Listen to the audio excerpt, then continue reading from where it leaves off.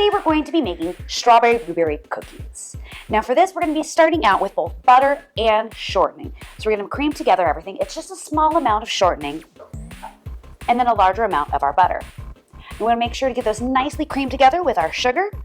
We're looking for a really light and fluffy texture. So let's go ahead and get that all mixed together.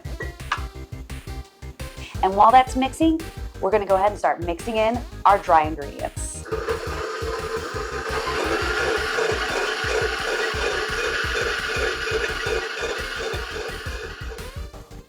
Our dry ingredients are pretty straightforward. Just some flour. There's a lot of it in this particular recipe. And then baking powder and salt. Make sure you get that all really well mixed together. And this is definitely one of those recipes where you want to make extra sure to mix in everything in batches into our wet ingredients later on. Just little bits at a time. Again, there's a lot of flour in this recipe. Wonderful, that's really nice and light and fluffy right now. You want to look for that little change in color with it from a nice light color.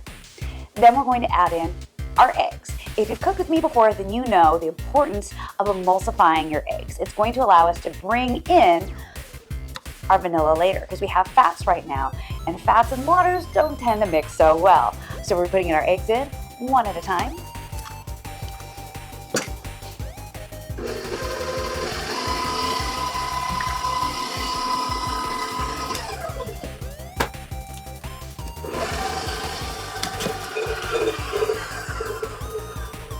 Now we're ready for that vanilla to go in.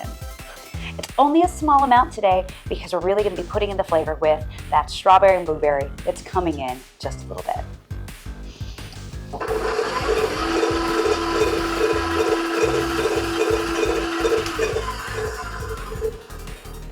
Now it's time to add in those dry ingredients. Today we're going to make sure to do it in 3 batches. Like I said, we have a whole lot of flour in this recipe, so it's really important to be doing it just a little bit at a time.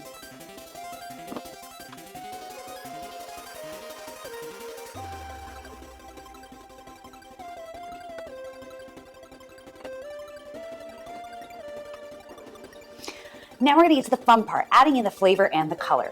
We're going to be using some freeze-dried strawberries and blueberries. These are pretty readily available at both Trader Joe's and Target. You can get them online on Amazon, but I've found that the prices are much higher overall on Amazon. I ground them up in a coffee grinder, and now we're going to be adding it in after splitting everything into 3 batches.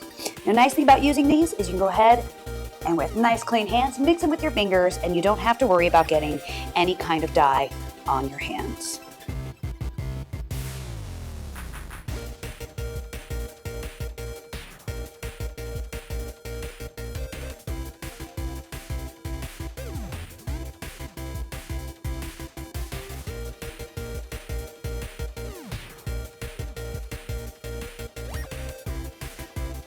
We baked these in a 350-degree oven after slicing them up, and now they're all ready to go.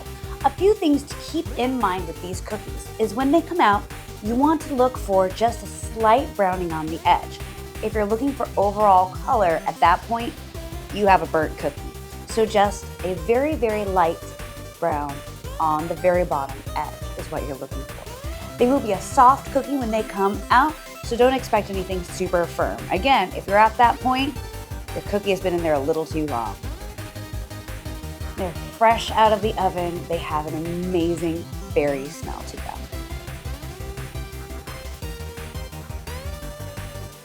This cookie is good either right out of the oven or even fantastic a couple days later.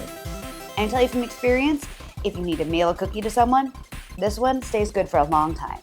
So if you had a good time today, maybe throw up a like, maybe consider subscribing, and if you don't eat, let us know.